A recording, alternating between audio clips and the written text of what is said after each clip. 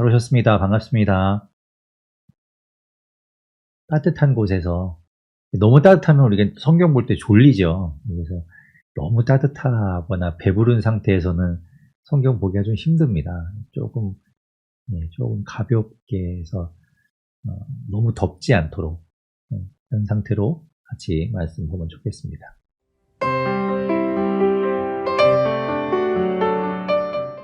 살아계신 하나님 감사합니다. 하나님, 주님께서 우리를 부르셨습니다. 오늘 말씀을 이제 보겠지만 그 말씀 속에서 하나님께서는 우리를 창세 전부터 구원하시기로 예정하셨고 또 우리를 선택하셨고 그래서 우리를 하나님의 자녀로 삼아 주셨습니다. 그렇게 함으로 인해서 우리가 하나님의 은혜 안에서 그 은총 안에서 날마다 주님과 함께하며 살아가도록 우리를 부르셨는 줄로 믿습니다. 그것이 우리가 정말 추구해야 될, 우리가 정말 간직해야 될, 우리가 꼭 붙들어야 될 믿음이라고 생각됩니다. 주님, 그 믿음을 우리에게 주십시오. 그것이 우리의 믿음의 근본이 되어서 그 위에 다른 것들이 쌓아질 수 있게 도와주십시오. 오늘 에베소서의 말씀을 볼 텐데 이 말씀을 통해서 하나님 우리에게도 하나님을 보여주시고 하나님을 더 알아가게 하여 주시고 그 하나님 앞으로 더 가까이 다가가는 우리가 되게 하여 주시옵소서. 모든 것 주님께 맡기고 주님을 의지합니다. 예수님의 이름으로 기도드립니다. 아멘. 에베소서의 개관을 보게 되면요. 에베소서는 저자가 바울입니다.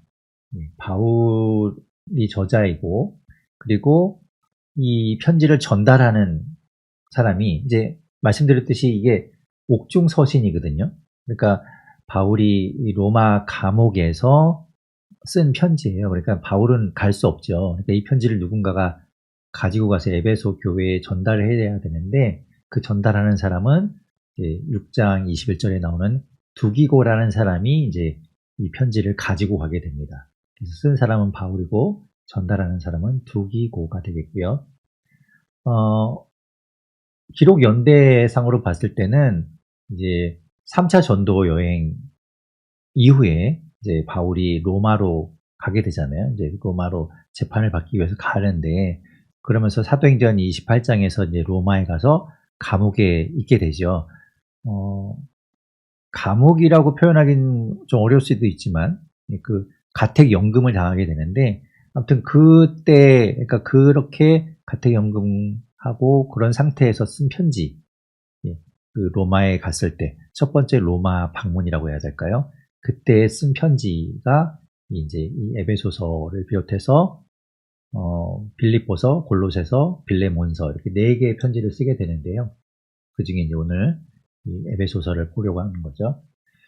수신자는 뭐 1절에 나오게 되는데요. 에베소에는 성도들과 그리스도 예수 안에 있는 신실한 자들에게 이제 편지를 쓴다라고 말을 합니다. 그런데 그렇다고 해서 에베소 교회의 성도들에게만 썼다고 보긴 좀 어렵고 사실은 에베소 근처에 있는 교회들, 그러니까 에베소가 이제 소아시아 지역에 있는데 그 에베소 주변에 있는 교회들도 같이 이 편지를 나눠서 이제 읽게 되겠죠. 한 곳에서 읽고 그리고 나서 그 교회에서 그걸 읽어준 다음에 또 다른 주변에 있는 교회들에게도 전달을 해서 이제 회람을 하게 되는 거죠. 아마도 이 에베소서도 그렇게 되지 않았을까 싶어요. 에베소서의 주제라고 한다면 이제 그리스도 안에서의 연합, 일치, 그리고 하나님께서 우리를 부르신 그 부르심에 합당하게 살아가는 것, 그 합당한 삶에 대해서 이야기하고 있어요. 그래서 1장부터 3장까지 또 4장부터 6장까지 이렇게 반으로 나누게 되면 1장부터 3장까지는 이제 바울이 통상 하는 것처럼 앞에서 이제 이론적인, 교리적인 이야기를 먼저 하고 있고 그리고 4장부터 마지막 6장까지가 실천적인, 실제로 우리가 적용하는 부분에 대해서 이야기하게 되는데요. 이 에베소서도 그렇게 나누어지게 됩니다. 그래서 1장부터 3장까지는 우리가 그리스도인으로서 어떤 위치에 있는가, 우리는 어떤 존재인가에 대해서 이야기하고 그러면 우리가 그리스도인으로서 이 땅을 살아가면서 어떤 축복들을 받고 있는가, 어떤 특권을 가지고 있는가 이야기해요. 그리고 4장부터는 그렇다면 우리가 그리스도인으로서 이 땅에서 어떻게 살아가야 하는가, 어떤 책임을 지게 되는가, 이제 이런 것들에 대해서 이야기하죠. 그래서 제가 뭐 내용을 막 쪼개놨는데 사실 뭐 이렇게 잘게 쪼개서 보기도 하지만 그냥 말씀드린 것처럼 1장부터 3장까지 또 4장부터 6장까지 이렇게 나눠서 보셔도 좋을 것 같습니다. 그리고 특징을 이야기하면 예, 이제 옥중서신이고 이 우리가 다음에 보게 될 골로새서와 상당히 유사합니다. 골로새서는 에베소서보다 짧죠. 짧은데 겹치는 부분들이 되게 많아요. 유사한 표현들도 많고. 그래서 나중에 이제 골로새서를 보면서 말씀드리겠지만 이 에베소서와 골로새서는 뭐 쌍둥이 서신이라고도 이제 부를 정도로 상당히 유사하다. 자, 그리고 이 에베소서에서는 그리스도 안에서라는 표현을 굉장히 많이 사용합니다. 그러니까 바울이 강조하는 내용이 그리스도 안에서라는 거예요. in Christ. 네. 그리고 뭐 헬라어로는 en Christo에서 사실 우리가 보고 있는 이 개역개정 성경 안에서는 그리스도 안에서라는 그렇게 딱 표현되는 문구가 한 8번 정도밖에 나오지 않지만 헬라어 원문에서 보면 35번을 사용할 정도로 바울이 이것을 강조하고 있는 걸 볼 수 있어요. 그리고 이 에베소서의 특징이라고 한다면 보통 우리가 지금까지 본 서신서들은 어땠나요? 뭐 고린도에 쓴 편지라든가 갈라디아서, 또 로마서 이런 편지들을 봤는데 그런 편지들의 특징이 뭐였냐면 그 교회에 문제들이 있어서 바울이 그 문제에 대한 어떤 해결책을 주기 위해서 편지를 썼었죠. 그래서 그 편지 안에 어떻게 해야 되는지에 대한 내용들이 들어가 있었어요. 그런데 이 에베소서는 그런 내용들이 없어요. 그러니까 에베소 교회에 어떤 문제가 있거나 그 에베소 교회의 특징적인 어떤 현상들에 대해서 이야기하는 부분들이 빠져 있습니다. 그런 언급이 딱히 없어요. 대신에 전체적으로 에베소서의 내용을 보게 되면 조금 관조적이라고 할까요? 좀 이성적이고 형식적인 어조로 쓰고 있는 걸 볼 수 있습니다. 우리가 이전에 보았던 서신서에서는 막 바울이 흥분하면서 이야기하기도 하고 때로는 뭐 막 좀 격앙된 어조를 사용하기도 했는데 에베소서는 그런 내용들이 없죠. 에베소는 우리가 바울이 전도 여행을 하는 사도행전에서 여러 번 보았는데 2차 전도 여행 때 1차 전도 여행은 에베소까지 가지 않았죠. 그래서 이제 버가에서 이렇게 왔다가 에베소까지 가지 않고 이 버가에서 안쪽 내륙으로 갔다가 더베를 거쳐서 다시 이렇게 돌아 나오는 이런 경로를 1차 전도 여행 때는 택했기 때문에 이 에베소 지역까지는 가지 않았습니다. 그런데 이제 2차 전도 여행 때는 이제 에베소를 가게 돼요. 그래서 보면 내륙 지방으로 쭉 1차 전도 여행했던 곳을 지나서 가다가 유럽 대륙을 넘어갔다가 돌아오면서 이제 드디어 에베소를 거치게 됩니다. 그래서 이때 이제 에베소에다가 누구를 두고 오냐면 거기에 우리가 아는 브리스길라와 아굴라 부부를 그 에베소 교회의 담당으로 세워놓고 그리고 이제 예루살렘으로 돌아오게 되죠. 그리고 3차 전도 여행 때 다시 이제 에베소를 방문하게 되는데요. 3차 전도 여행 때 이제 에베소를 다시 쭉 방문을 해서 에베소에서 상당히 오랫동안 머물게 됩니다. 그래서 여기서 2년 넘게, 그러니까 한 3년 가까이를 지낸 것으로 보여요. 그리고 우리가 잘 아는 두란노 서원에서 2년을 넘게 이제 성경을 가르치게 되는데요. 자, 그렇게 이제 에베소가 그렇게 중요한 지역이었고 바울에게도 특별한 의미가 있는 지역이었습니다. 그리고 에베소는 그 도시 자체가 상당히 큰 도시였어요. 로마 제국이 당시에 여러 나라들을 이제 식민지로 두고 있었는데 그 로마 제국 안에서도 4번째로 큰 도시였다고 이야기하고 그 에베소 안에는 아데미 신전이 있었는데요. 아데미는 뭐 다이애나라고도 부르고 알테미스라고도 부르는 그 여신이죠. 그 여신의 신전이 있었고 말씀드린 것처럼 거기에서 이제 바울이 사역을 오랫동안 했었고 그리고 마지막 3차 전도 여행을 하면서 예루살렘으로 돌아오는 길에 에베소 장로들을 또 따로 만나서 그 장로들에게 마지막 당부를 해주게 되고, 그리고 그곳에서 이제 장로들과 함께 부둥켜 안고 눈물을 흘리며 이제 이렇게 안타까움을 나눌 정도로 친밀함이 있던 그런 곳이었죠. 그리고 나중에 이제 우리가 이제 요한계시록을 보게 될 텐데요. 요한계시록에 보면 아시아 7교회에 쓴 편지의 내용들이 나오는데, 그 아시아 7교회 중에서 첫 번째 교회가 에베소 교회입니다. 그래서 나중에 볼 계시록 2장 1절부터 7절까지가 이제 이 에베소 교회를 향한 내용이 되겠죠.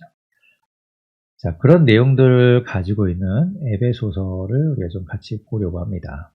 자, 에베소서 1장 1절, 2절은 바울의 통상적인 뭘까요? 인사 말이죠. 우리가 이제 바울의 서신서들을 쭉 보고 있는데, 바울의 어떤 패턴, 그 패턴을 볼 수 있죠. 그래서 우리가 보았던 고린도 후서 같은 경우에도 오늘 우리가 보고 있는 이 에베소서의 1절, 2절, 3절하고 상당히 유사한 패턴을 갖고 있어요. 그러니까 1절에서 하나님의 뜻으로 말미암아 그리스도 예수의 사도된 바울은, 또 바울과 디모데는 이러면서 이제 누구에게 편지를 쓴다라고 이야기하고, 또 그들을 향해서 2절에 보면 하나님 우리 아버지와 주 예수 그리스도로부터 은혜와 평강이 있기를 원한다라는 내용. 그리고 3절에 가게 되면 찬송하리로다 하면서 하나님을 찬양하는 내용으로 이어지는 이 패턴이 고린도 후서와 상당히 유사한 걸 볼 수 있죠. 그렇게 이제 바울이 주로 쓰던 편지의 어떤 서식이라고 볼 수 있을 것 같아요. 그래서 익숙하죠, 우리가 보던 내용이기 때문에.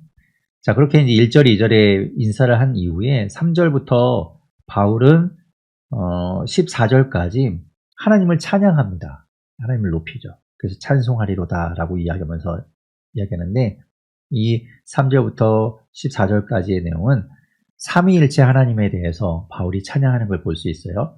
3절부터 6절까지는 성부 하나님에 대한 찬양, 그리고 7절부터 12절까지는 성자 예수님, 성자 하나님에 대한 찬양, 그리고 13절, 14절은 성령 하나님에 대한 찬양으로 나누어집니다.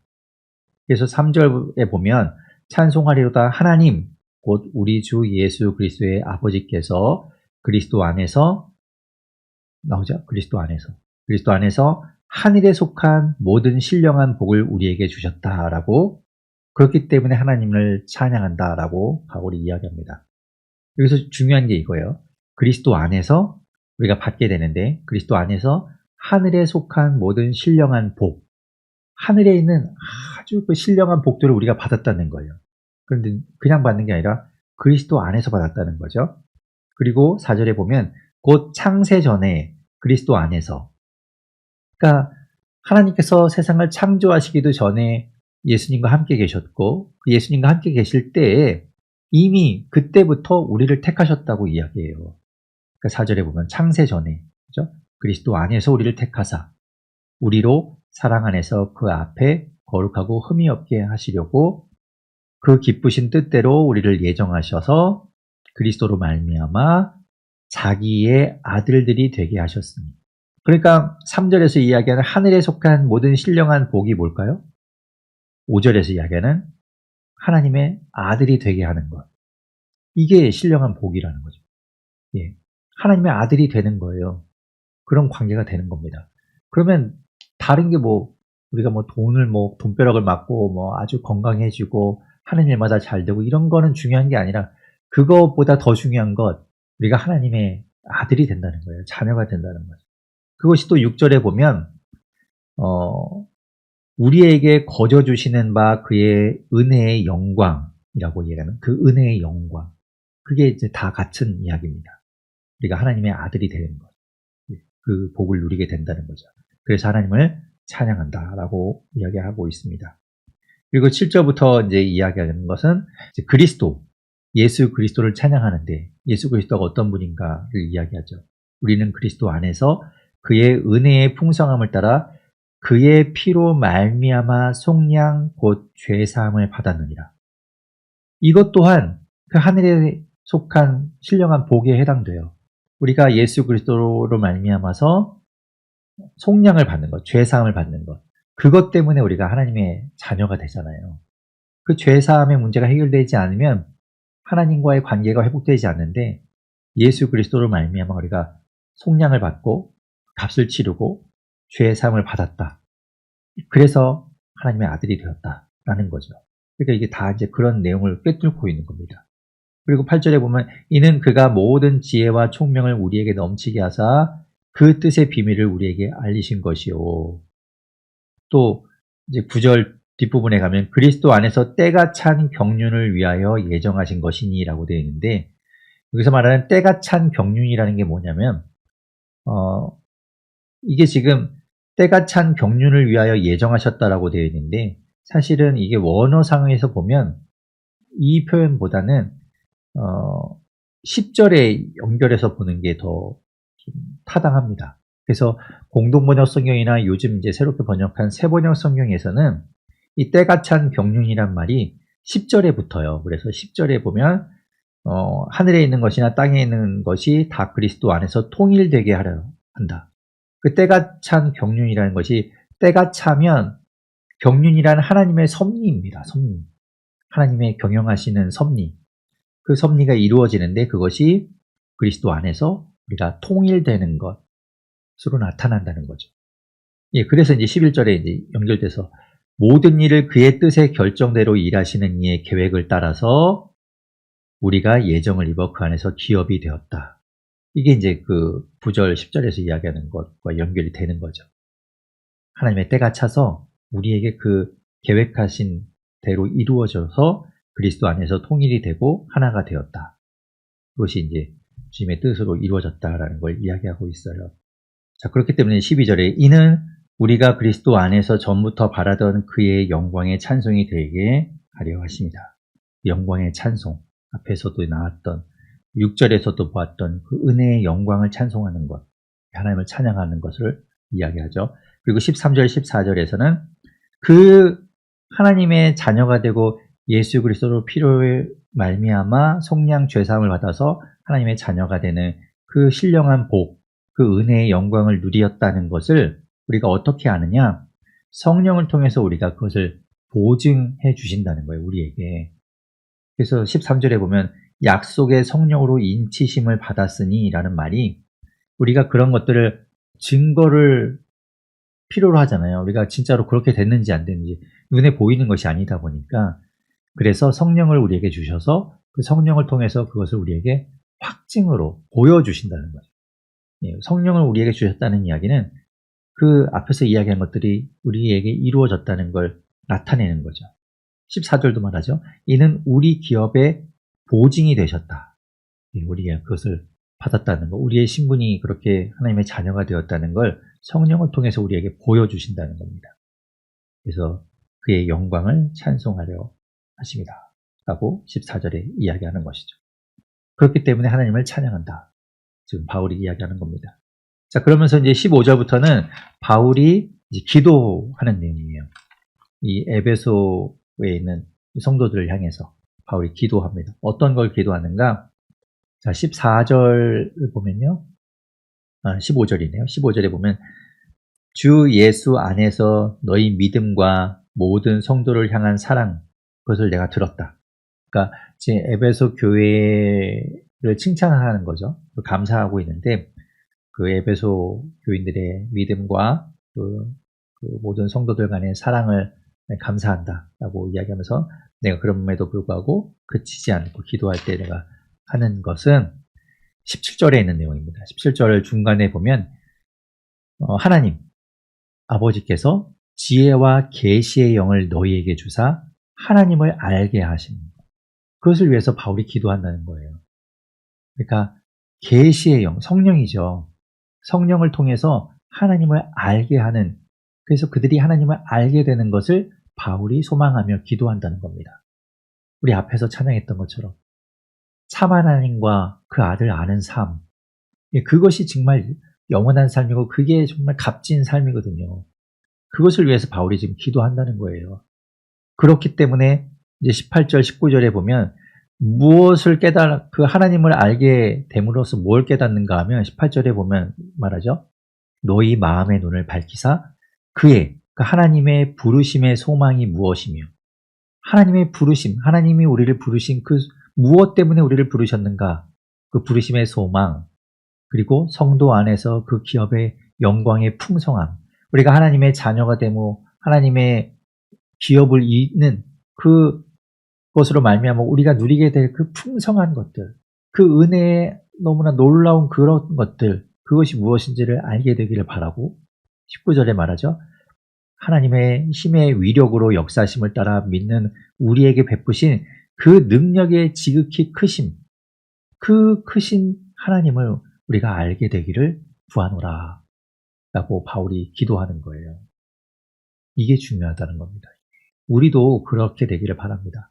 저도 지금 간절히 축원하기는 이 함께 하시는 모든 분들에게 하나님께서 그 하나님을 더욱 알 수 있도록 해주시길 바라고 그러므로 인해서 우리가 하나님의 부르심의 소망을 깨닫고 그리고 하나님께서 주시는 그 영광의 풍성함을 깨닫고 그리고 하나님의 능력이 얼마나 크신지 하나님의 사랑이 얼마나 크신지를 깨닫는 우리가 되면 좋겠습니다. 자, 그렇게 해서 이제 그 하나님을 알게 되기를 소망한다. 그러면서 이제 20절에 계속 이어서 이야기하는 것은 하나님께서 20절 끝에 보십시오. 자기의 오른편에 예수 그리스도를 다시 살리셔서 앉히셨고 그리고 그 예수 그리스도에게 모든 통치와 권세와 능력과 주권과 이 세상뿐 아니라 오는 세상, 앞으로 오는 그 모든 세상 가운데서 가장 뛰어난 이름을 예수 그리스도에게 주셨다는 걸 이야기하고 있습니다. 그리고 22절, 23절에 말하죠. 그 예수 그리스도 모든 권세를 가지신 모든 영광과 모든 주권과 능력을 가지신 그 예수 그리스도가 머리가 되시고 그 분의 몸을 이루는 것이 바로 교회라고 이야기해요. 그러니까 교회가 얼마나 중요한지를 이야기하죠. 그러니까 그 몸을 이루는 예수 그리스도가 머리 되시고 우리가 몸을 이루는 그 하나된 존재이기 때문에 교회가 너무 중요하다. 그것을 이제 이야기하고 있는 거죠. 우리가 교회를 이루고 있지 않습니까? 여러분이 너무 중요한 거예요. 우리 교회가 너무 중요한 겁니다. 그렇게 이제 바울이 연결해서 이야기하고 있죠.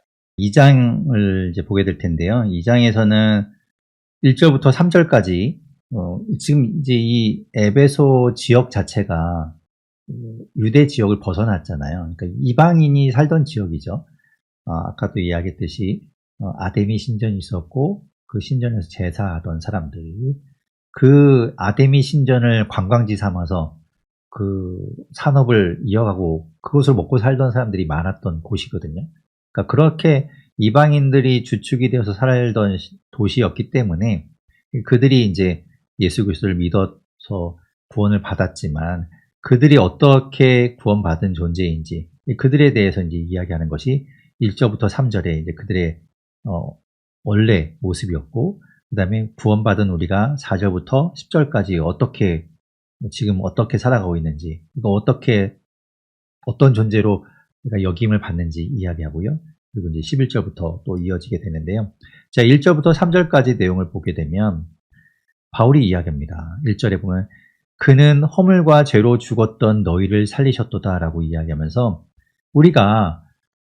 우리 또한 마찬가지죠. 예수 그리스도를 믿기 전에는 허물과 죄로 죽을 수밖에 없었던 사람들이에요. 그런데 그런 우리를 예수 그리스도께서 우리를 위해서 죽으심으로 인해 우리를 살리신 것이죠. 그래서 우리의 과거의 모습을 여기서 볼 수 있어요. 그래서 세상을 따라서 살았다고 2절에 말합니다. 세상의 풍조를 따르고 공중의 권세 잡은 자를 따랐으니 곧 지금 불순종의 아들들 가운데서 역사하는 영이라. 그래서 우리는 그런 영의 지배를 받고 살았다. 그리고 3절에 보면 우리 육체의 욕심을 따라서 지내고 육체와 마음이 원하는 것을 하여서 다른 이들과 같이 본질상 진노의 자녀였다. 우리는. 그리고 이 에베소의 편지를 보고 있는 이 이방인들도 마찬가지. 우리가 그랬다는 거죠. 우리가 지난 시간까지 로마서를 보았는데요. 로마서에서도 바울이 이야기하던 게 그런 거였어요. 로마서에서도 로마 교회에 이제 이방인들이 있었지만 그들을 향해서도 했던 내용이 이제 이런 이야기죠. 로마서 6장에도 그런 이야기가 나오는데 로마서 6장에서 17절, 16, 17, 18절에 보면 뭐라고 했었냐면 우리가 죄의 종으로 살았었다고 이야기해요. 죄의 종으로. 그래서 죄가 시키는 대로 죄에게 붙들려서 우리가 벗어나지 못하고 죄의 종으로 그렇게 따라가며 죽음으로 멸망으로 가는 길을 가고 있었다고 이야기하죠. 그러다가 우리가 뭡니까? 예수 그리스도를 믿고 구원받고 새로운 삶을 살게 되었다라고 이야기하잖아요. 그러면서 이제 이 로마서에서 이야기한 것처럼 이 에베소서 2장에서도 이야기하는데 그랬던 우리가 4절부터 보면 달라졌어요. 어떻게 달라졌는가? 4절에 말합니다. 긍휼이 풍성하신 우리를 불쌍히 여기시는 그 하나님이 우리를 사랑하신 그 큰 사랑으로 인하여 5절에 보면 허물로 죽은 우리를 그리스도와 함께 살리셨다. 우리가요. 예수 그리스도와 이제 하나가 되었거든요. 그래서 함께 살리셨다고 이야기해요. 근데 그거는 은혜로 구원받은 것이다라고 이야기하죠. 그렇게 함으로 인해서 6절에 보면 함께 일으키고 예수 안에서 함께 하늘에 앉으셨다. 우리는 이제 예수 그리스도와 함께하는 존재가 된 겁니다.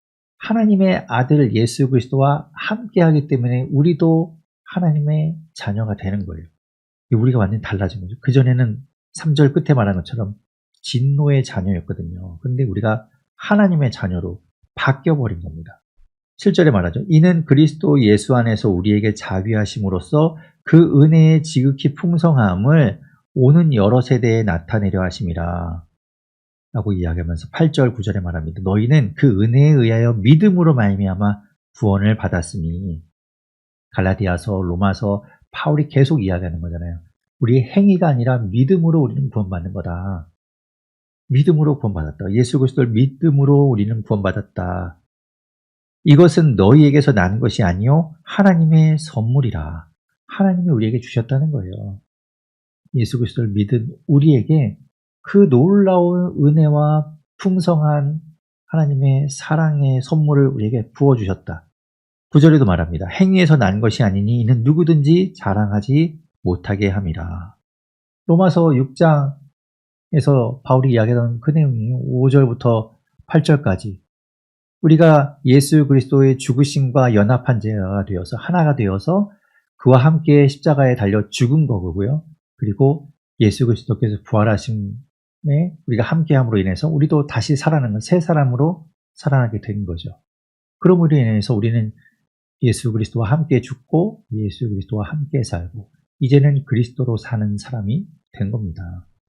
그렇기 때문에 우리의 어떤 노력과 우리의 공로로 우리가 의롭다함을 받은 것이 아니라 예수 그리스도를 믿는 그 믿음으로 의롭게 되었다라고 로마서에서도 바울이 계속 강조하던 내용이죠.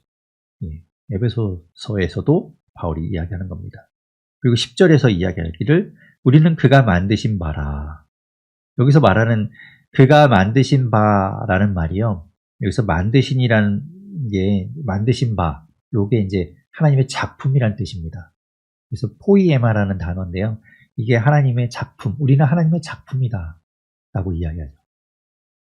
그래서 여러분 그 어린이 찬양 중에 걸작품이라는 찬양을 아시는지 모르겠지만 그게 하나님의 우리를 만드신 우리는 하나님의 걸작품이다 라는 게 이제 여기 이렇게 나오는 거예요. 우리는 그가 만드신 바다.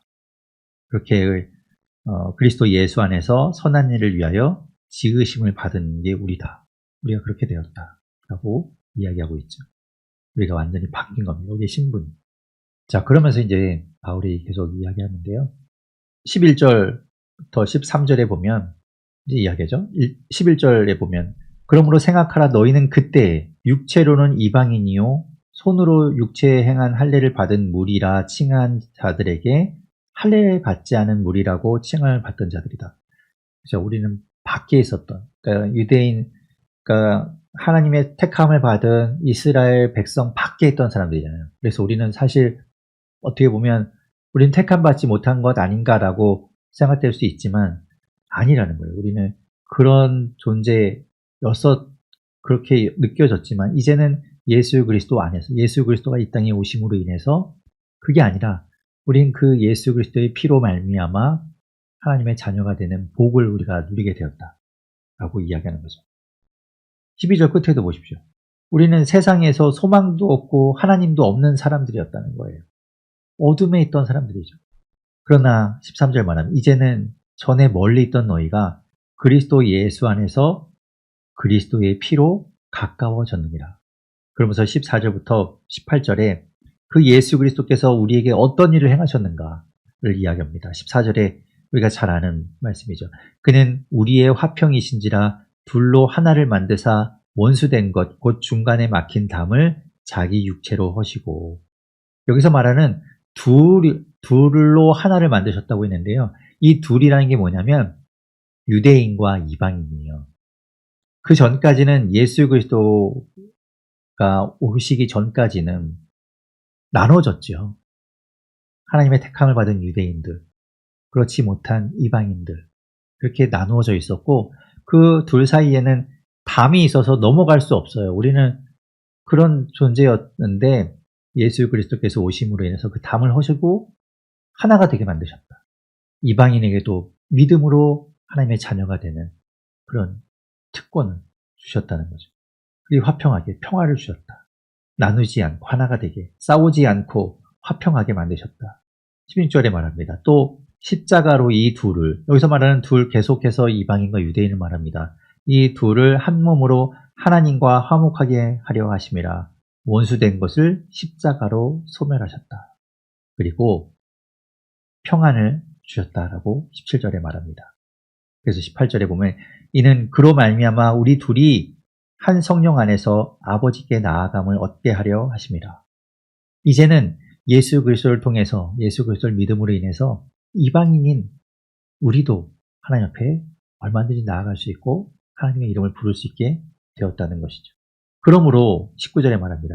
이제부터 너희는 외인도 아니고 남이 아니라는 거예요. 남이 아니고 나그네도 아니고 오직 성도들과 동일한 시민이요 하나님의 권속이라. 권속이라는 말은 가족이라는 말입니다. 하나님의 가족이 되었다는 거예요. 이제 하나님의 자녀가 되었다는 거죠. 20절에 말합니다. 너희는 사도들과 선지자들의 터 위에 세우심을 입은 자라. 그리스도 예수께서 친히 모퉁이돌이 되셨느니라 라고 이야기하면서, 모퉁이돌은 지금 우리는 집 지을 때 그렇게 안 짓지만 옛날에는 모퉁이돌 이렇게 딱 기준으로 잡아놓고 거기서부터 이제 집을 지어 나가요. 안 그러면 집을 이렇게 먼저 틀을 잡아놓지 않으면 집을 못 지으니까 이제 뭐 벽돌을 쌓던 뭐 흙을 쌓던지 간에 기준을 잡아야 하는 돌이 필요하잖아요. 근데 그 모퉁이돌, 예수님이 친히 모퉁이돌이 되셨다. 그 말씀은 우리가 이제 예전에도 본 적이 있는데 시편 118편 22절에 있는 말씀을 이제 바울이 인용하고 있는 것이고, 우리가 이전에도 보았던 사도행전이라든가 또 복음서에서도 이 말씀을 인용해서 예수 그리스도가 건축자들이 버린 돌, 그러니까 함부로 대하고 쓸모없는 것으로 여겨서 버려졌던 그 돌이 모퉁이돌이 되었다라고 했었는데 예수님께서 친히 우리의 모퉁이돌이 되어주신다라고 이야기합니다. 그러면서 21절, 22절에 그의 안에서, 예수님 안에서 우리가 건물마다 서로 연결하여 주 안에서 성전이 되어가고, 아까 1장 23절에서 교회는 그의 몸이라고 했잖아요. 예수 그리스도의 몸이라고 했죠. 우리가 다 연결되어서 주 안에서 성전이 되고요. 우리가 몸을 이루어가는 거예요. 그리고 22절에 보면 너희도 성령 안에서 하나님이 거하실 처소가 되기 위하여 그리스도 예수 안에서 함께 지어져 가느니라. 우리가 예수 그리스도 안에서 우리 각자 한 사람 한 사람도 하나님이 거하시는 성전이고 그렇게 하나님이 거하실 처소가 되기도 하고요. 또 그런 우리가 모여서 하나님의 성전, 또 하나님이 거하실 처소를 함께 이루어가는 거죠. 교회를 이루고 예수 그리스도가 머리 대신 몸을 이루어가는 겁니다. 그걸 이야기합니다. 이전에도 우리가 성전에 대한 이야기는 고린도전서 후서에서도 본 적이 있어요. 그때도 하나님의 성전, 너희는 하나님의 성전이다. 너희 몸은 하나님의 성전이 하나님이 거하시는 성령님이 거하시는 성전이기에 너희가 그것을 함부로 너희 몸을 함부로 막 이렇게 하면 안 된다라고 이야기하는 거죠. 그런 것을 보았었는데 여기서도 우리 각자가 그렇게 또 하나님의 성전임을 알고 그렇게 살아가야 되지만 또 우리가 모여서도 서로 연결되어서 함께 지어져 간다라고 이야기하고 있습니다. 3장의 1절에 보면 이러므로 그리스도 예수의 일로 너희 이방인을 위하여 갇힌 자 된 나 바울이 말하거니와 라고 이야기하면서 이 에베소 교회의 이방인들, 지금 이방인이지만 신자가 된, 말하자면 우리죠. 우리들에게 이제 이야기하는 거예요. 이방인 위하여 갇힌 자 된 나 바울. 근데 여기서 말하는 갇힌 자 된 바울이라는 이 갇힌 자라는 말이 이것 때문에 뭐 옥중서신의 근거가 된다라고 이야기하는 분들도 계시긴 한데요. 여기서 말하는 갇힌 자라는 거는 감옥에 갇혔다라기보다는 예수 그리스도의 일에 갇힌 자들, 예수 그리스도의 부르심을 받고 예수 그리스도에게 갇힌 자 된 나 바울이라고 표현하는 것이, 그렇게 해석하는 것이 더 맞을 것 같아요. 그래서 여기서는 말하는 이 갇힌 자는 감옥에 갇혔다기보다는 그리스도 안에 갇혀 있다라고 보는 게 맞을 것 같습니다. 그래서 그런 나 바울이 말하거니와 내가 그 하나님의 이방인을 향한 구원 계획, 지금 이제부터 이야기할 건데요. 그것을 전하는 사도로 부름을 받았다라는 걸 이제 이야기하고 있는 거예요. 그래서 2절에 보면 너희를 위하여 내게 주신 그 하나님의 그 은혜의 경륜은 앞에서도 이야기했지만 하나님의 섭리라고 했어요. 하나님의 계획, 하나님의 어떤 섭리, 하나님의 뜻, 뭐 이런 걸 이야기합니다. 그 하나님의 뜻을, 경륜을, 섭리를 너희가 들었을 터이다. 3절에 보면 곧 계시로 내게 비밀을 알게 하신 것은 내가 먼저 간단히 기록한과 같으니 라고 했었는데, 여기 보면 이제 먼저 간단히 기록한 것이 있었다라고 이야기하잖아요. 그거 보면 너희가 좀 알았을 텐데 라고 이야기하는데, 여기서 말하는 먼저 간단히 기록한 그거는 뭐 고린도 전서를 볼 때도 이야기했지만 뭐 편지가 또 있었던 거 아니냐라고 생각할 수 있지만, 그렇게 보기보다는 아마도 이제 여기서 말하는 3절에 말한 먼저 간단히 기록한 그 내용은 그 앞에 나오는 2장 11절부터 22절에 있는 내용으로 봐도 좋을 것 같아요. 그래서 앞에서 이야기한 것처럼 우리가 외인이었지만 예수 그리스도를 말미암아 우리가 주 안에서 하나가 되었다. 우리가 이제는 차별 없이, 너나 할 것 없이 주 안에서 함께 지어져 간다라는 그 사실, 그것을 이야기했었는데 4절에 보면 그것을 읽으면 내가 그리스도의 비밀을 깨달은 것을 너희가 알 수 있으리라. 바울이 깨달은 비밀이 그거라는 거예요. 하나님의 비밀. 그래서 그걸 이야기했는데 너희가 그거 읽어보면 알 거다라고 이야기하죠. 5절에 이제 그의 거룩한 사도들과 선지자들에게 성령으로 나타내신 것 같이 다른 세대에서는 사람의 아들들에게 알리지 아니하셨으니, 6절에 보면 이는 이방인들이 복음으로 말미암아 그리스도 예수 안에서 함께 상속자가 되고 함께 지체가 되고 함께 약속에 참여하는 자가 됨이라. 이방인들이요, 복음으로 말미암아서 그리스도 예수 안에서, 우리가 아까 로마서에서 본 것처럼 또 2장 5절 6절에도 보면 그리스도와 함께 살리셨고 함께 일으키셨고 함께 하늘에 앉히셨다라고 했었는데, 이제 우리는 예수 그리스도 안에서 예수 그리스도와 함께하는 존재가 되었기 때문에 지금 이 3장 6절에서도 함께 상속자가 되는 거예요. 이제 우리는 예수 그리스도와 떨어지는 존재가 아닙니다. 함께 붙어있는 존재예요. 그래서 함께 상속자가 되고 함께 지체가 되고 함께 약속에 참여하는 자가 된다라고 이야기하죠. 함께라는 말이 되게 중요해요. 우리 함께 교회가 그래서 함께입니다. 자, 이 복음을 위하여 그의 능력이 역사하시는 대로 내게 주신 하나님의 은혜의 선물을 따라 내가 일꾼이 되었노라. 이 놀라운 비밀, 그 놀라운 하나님의 계획, 그 경륜과 섭리를 전하는 자, 그것을 내가 알았기 때문에 가만히 있을 수가 없어서 그것을 내가 전하는 자로 살아가고 있다라고 이야기하는 거죠. 8절에 보십시오. 자기를 이야기합니다.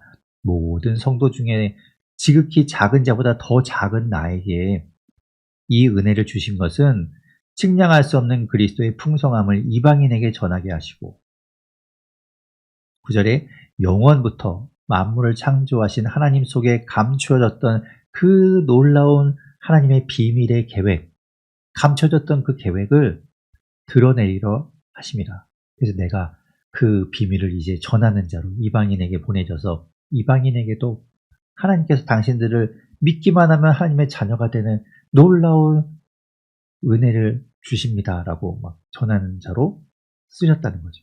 그러면서 이제 이게 하나님의 예정하신 뜻이다, 하나님의 뜻이다라고 10절, 11절에 이제 이야기하는 겁니다. 우리가 이제 이 앞에서도 보았듯이 1장에서도 그렇고 1장의 9절 같은 경우에도 이제 예정이라는 말, 9절, 11절 같은 경우에도 예정이라는 말이 나오고 지금 3장에도 보면 3장 11절에 보면 영원부터 우리 주 그리스도 예수 안에서 예정하신 뜻대로 하신 것이다 라고 이야기하는데 여기서 말하는 예정, 하나님이 정하셨다는 거예요. 하나님이 정하셨다. 근데 여기서 말하는 것처럼 또 여기서 이야기하는 것처럼 예정이라는 것은 하나님이 정하신 것인데 미리 정하신 것인데 무엇을 미리 정하셨는가? 구원의 계획, 예수 그리스도를 통해서 우리를 구원하시려는 그 구원의 계획을 미리 정하셨다라고 보는 것이 조금 더 타당하겠죠. 그 예정이라는 걸 그렇게 한 사람을 정하셨다라고 보기보다는 우리를 구원하기 위한 계획을 하나님께서 미리 정하셨다라고 보는 것이 좀 더 맞을 것 같아요. 그래서 11절에도 얘기하는 겁니다. 영원부터, 영원 전부터 우리 주 그리스도 예수 안에서 예정하신 뜻대로 우리에게 하셨다라고 이야기하는 거죠.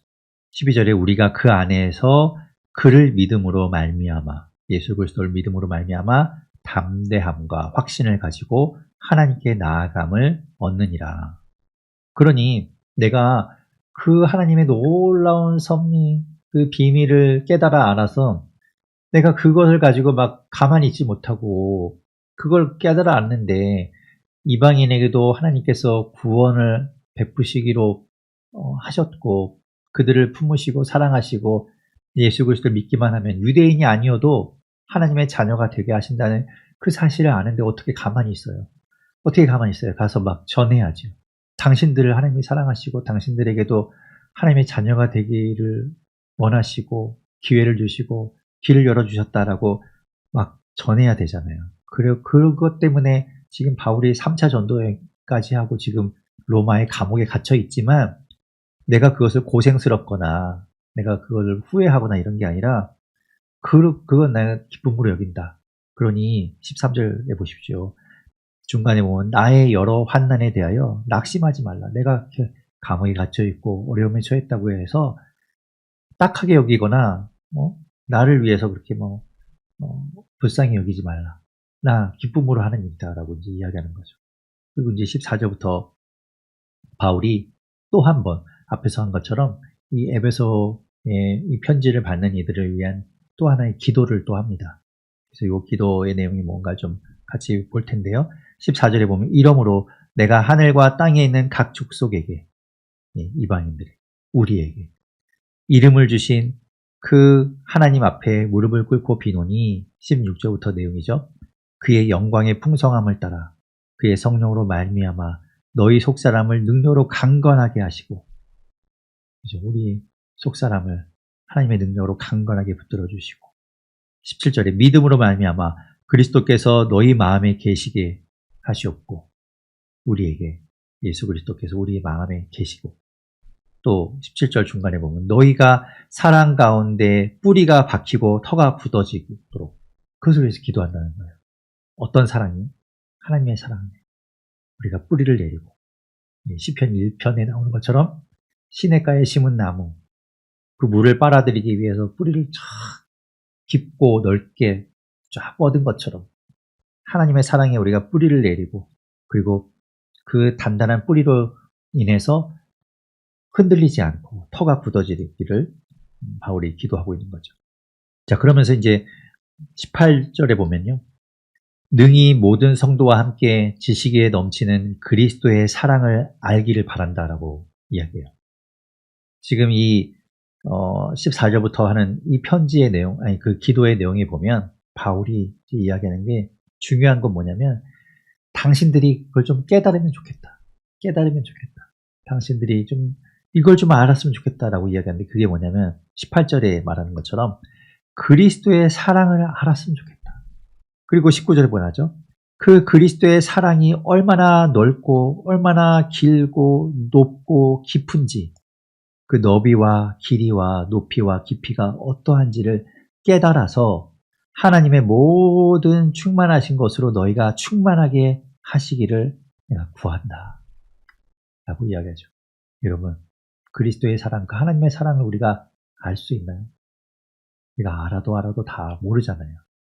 그런데 바울이 이야기하죠. 그게 얼마나 크고 깊고 넓은지 우리가 그걸 좀 알아보면 좋겠다. 그걸 깨달을 수 있으면 좋겠다. 그걸 위해서 이제 바울이 기도합니다.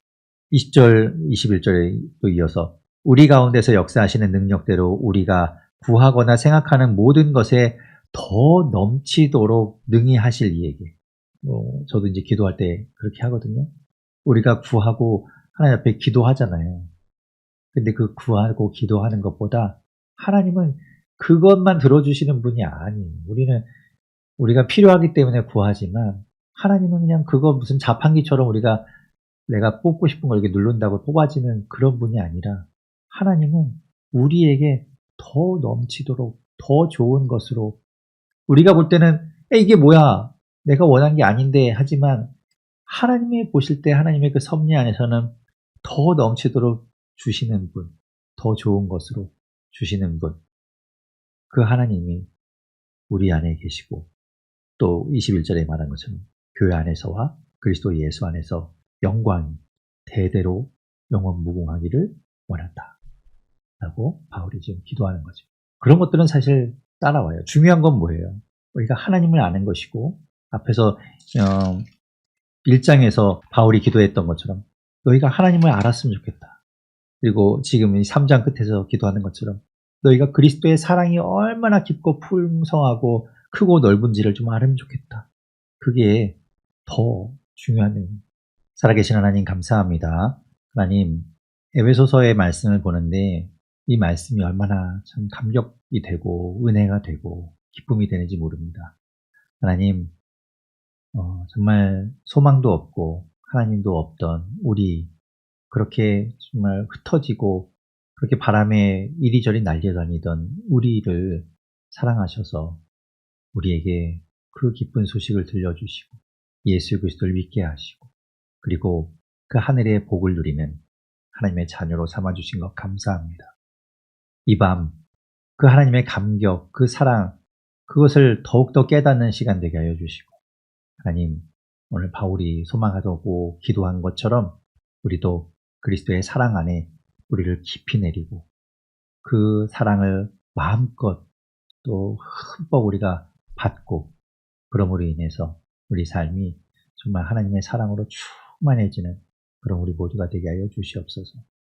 하나님, 그래서 그 나무가 물을 쭉 빨아들여서 혼자만 저장하는 것이 아니라 열매를 맺고 또 다른 이들에게 주는 것처럼 우리의 삶도 그 하나님의 사랑을, 그리스도의 사랑을 마음껏 충만히 우리가 받고 누려서 그것이 우리 삶의 열매로 맺혀지고 다른 사람에게도 전해지고 다른 사람에게도 그 하나님의 사랑을 나누어 주는 우리가 되게 하여 주시옵소서.